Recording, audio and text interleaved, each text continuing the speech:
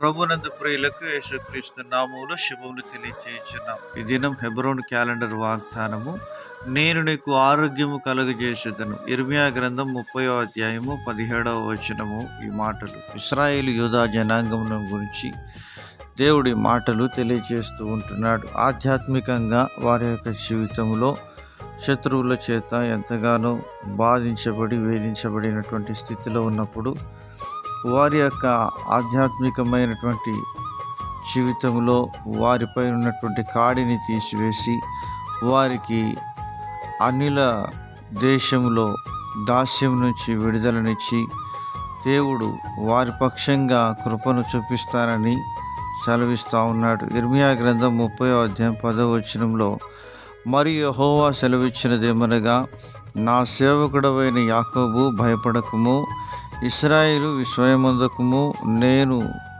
దూరంగా నుండు నిన్నును చెరలోనికి పోయిన దేశం నుండి నీ సంతానపు వారిని రక్షించుచున్నాను.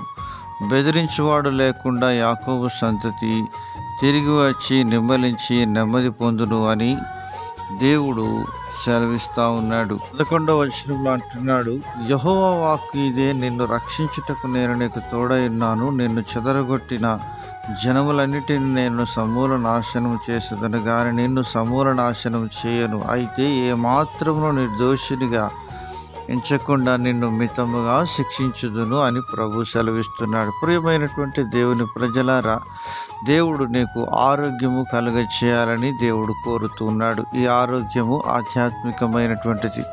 బహుశా నీ జీవితంలో స్వస్థత కొరకు నువ్వు ఎదురు చూస్తుంటున్నావేమో. దేవుడు నిన్ను స్వస్థపరిచి ఆరోగ్యంతో నింపాలని కోరుతూ ఉంటున్నాడు. ఆయన ఆరోగ్యం మనకి ఇవ్వాలి అంటే మనము ఆయన యొక్క ఆజ్ఞలు పాటించాలి. నిర్గమకాండం 15వ అధ్యాయం 26వ వచనం, మరి ఆయన యొక్క ఆజ్ఞలు కట్టడలను మన విధులను తప్పకుండా నెరవేర్చినప్పుడు ఐగుప్తీయులకు కలుగజేసిన రోగములను ఏది కూడా మీకు కలగనీయకుండా నిన్ను స్వస్థపరిచి యెహోవాను నేనే అని ప్రభు అభయమిస్తూ ఉంటున్నాడు. ప్రియమైనటువంటి దేవుని ప్రజలారా, దేవుడు ఆరోగ్యమైనటువంటి మేలును మన జీవితాల్లో ప్రసాదించాలి అంటే మనము ఆయనకు ఇష్టముగా ఉండేటువంటి వారంగా ఉండాలి. విశ్వాసమును కనపరిచేటువంటి వారంగా ఉండాలని దేవుడు కోరుతూ ఉంటున్నాడు.